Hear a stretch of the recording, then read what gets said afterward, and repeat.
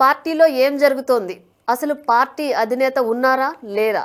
ఇదే తెలంగాణలో hot topic. ఈ చర్చ అంతా భారత రాష్ట్ర సమితి గురించే.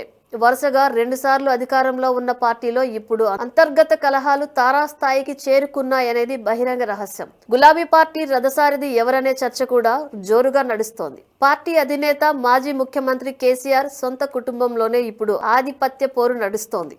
సొంత అన్నా చెల్లెల మధ్య నువ్వా నేనా అన్నట్లుగా నడుస్తున్న వార్ నెక్స్ట్ లెవెల్ కు చేరుకుంది.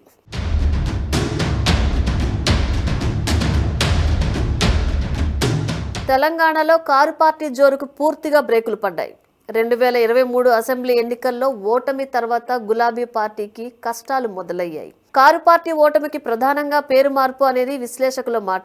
తెలంగాణ సెంటిమెంట్ అడ్డుపెట్టుకుని గెలిచిన పార్టీ పేరులో తెలంగాణ తొలగించడం ప్రజలకు రుచించలేదు. ఇక 10 ఏళ్ల కేసీఆర్ పాలనపై విమర్శలు కూడా ఉన్నాయి.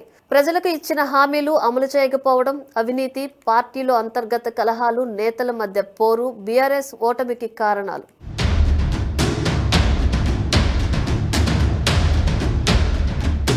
ఇక కవిత అరెస్టు తర్వాత పార్టీలో పరిణామాలు మారిపోయాయి.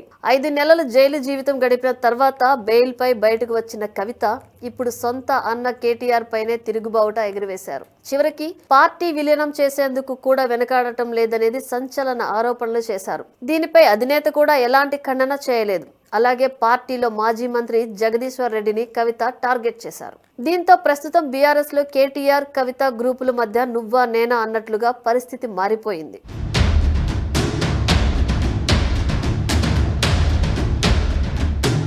ఇదే సమయంలో కేసీఆర్ అరెస్టు అంటూ వస్తున్న పుకార్లపై సీఎం రేవంత్ రెడ్డి స్వయంగా స్పందించారు. ప్రస్తుతం కేసీఆర్ జైలు లాంటి ఫామ్ హౌస్ లో ఉన్నారని, ఇంటి పోరు వల్ల బయట తిరగలేకపోతున్నారని, ఇంతకంటే పెద్ద శిక్ష ఏముందని సెటైర్లు వేశారు. తాజాగా కవిత అమెరికా వెళ్తూ కనీసం సొంత అన్న కేటీఆర్ ను కలవలేదు. కేసీఆర్ తో భేటీ అయ్యారు తప్ప అన్న గురించి ఎలాంటి వ్యాఖ్యలు చేయలేదు. దీంతో అసలు బీఆర్ఎస్ లో ఏం జరుగుతుంది అనే చర్చ జోరుగా జరుగుతోంది.